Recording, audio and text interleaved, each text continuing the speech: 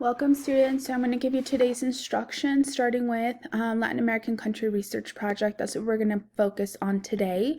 The objective is I can finish my Latin American Country Project. The final draft is due. If you guys remember on Thursday, it was a draft, meaning that was just what you got done on Thursday is what you turned in. Today, the final project is due. Okay, so language. I can explain what the unique features of Latin American country that I chose to research, and that's what's going to be due. For today's agenda, I want you to finish Latin American Country Research Project. And here's the rubric or the instructions. It's also on Canvas. I've added it to Canvas as well. You are to pick a Latin American country, include images in each of your slide. Slide 1 needs to include the flag facts, include the country's flag, and research each symbol, each symbol represents. For example, in the United States flag, we have 13 stripes for the 13 original colonies and the 50 stars for the 50 states. Each one of those are a symbol and it represents something. Same thing is going to happen with your country's flag. There's going to be symbols and they represent something.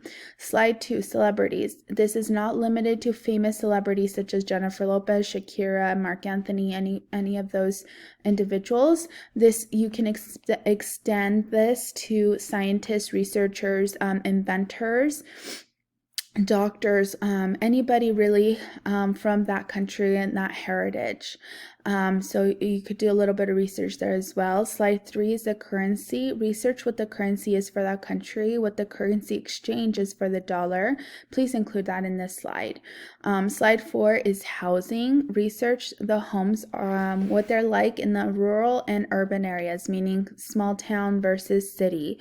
Slide 5 is food. List and provide images of 3 dishes that are unique to this country. This can include the main dish. It can include the desserts, drinks, snacks, smoothies.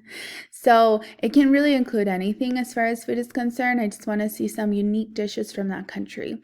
And slide 6, citation. As you do your project, please research each one of these, include the citation, and add it to this slide. Please make sure that you're doing this for each one of this sections. Okay, and then which brings me to the standard and our rubric. So if you include all of these instructions, you're at a 3. For a 4, you're researching additional information by including and titling that additional slide, additional interesting information. You're also presenting your project and screen recording yourself presenting and submitting your presentation on Canvas. All of this is due before the end of the day, so just watch this video, the instructions. Once you're ready to go and get started, you're welcome to go ahead and begin your project.